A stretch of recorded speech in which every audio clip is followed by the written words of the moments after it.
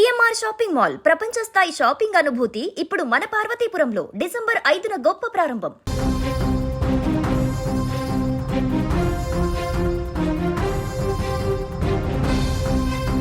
వికారాబాద్ జిల్లాలో political heat పెరిగిందని చెప్పుకోవచ్చు.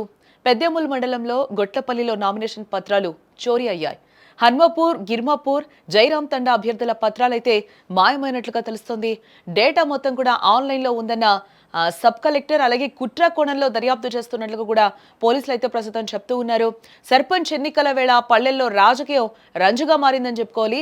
గల్లీ పాలిటిక్స్ ఢిల్లీని తలపిస్తూ ఉన్నాయి. ఒక్క ఓటు కోసం, ఒక్క సీటు కోసం అభ్యర్థులు ఎంతకైనా తెగిస్తున్నారని చెప్పుకోవాలి. ప్రత్యర్థుల ఎత్తులకు పై ఎత్తులు వేస్తూ సామధాన భేద దండోపాయాలను ప్రయోగిస్తూ ఉన్నారు. తాజాగా వికారాబాద్ జిల్లాలో ఈ పొలిటికల్ వార్ పీక్ స్టేజ్ కి చేరింది.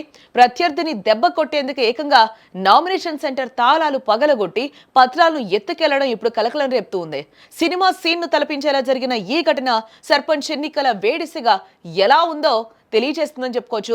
అసలు ఏం జరిగిందో ఒకసారి చూస్తే మనం గొట్లపల్లి క్లస్టర్ పరిధిలో ఏర్పాటు చేసిన నామినేషన్ కేంద్రంలో గత రాత్రి గుర్తు తెలియని వ్యక్తులు చొరబడి భీభత్సం సృష్టించారు.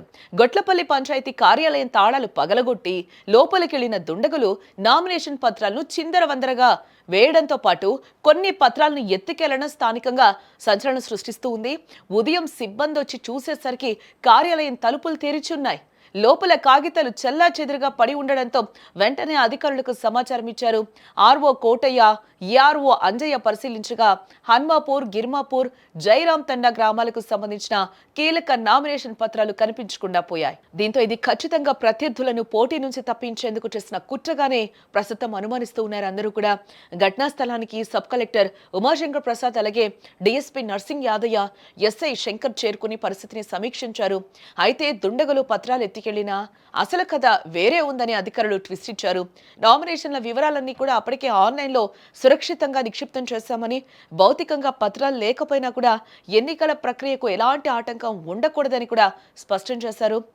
ముందుగా నిర్ణయించిన షెడ్యూల్ ప్రకారమే ఎన్నికలు జరుగుతాయని భరోసానైతే ఇవ్వడం జరిగింది. మొత్తానికి పత్రాలు మాయం చేసి గెలుద్దామనుకున్న వారి ప్లాన్ ను టెక్నాలజీతో అధికారులు తిప్పికొట్టారు. ఈ ఘటనపై కేసు నమోదు చేసిన పోలీసులు దర్యాప్తు అయితే ముమ్మరం చేశారు.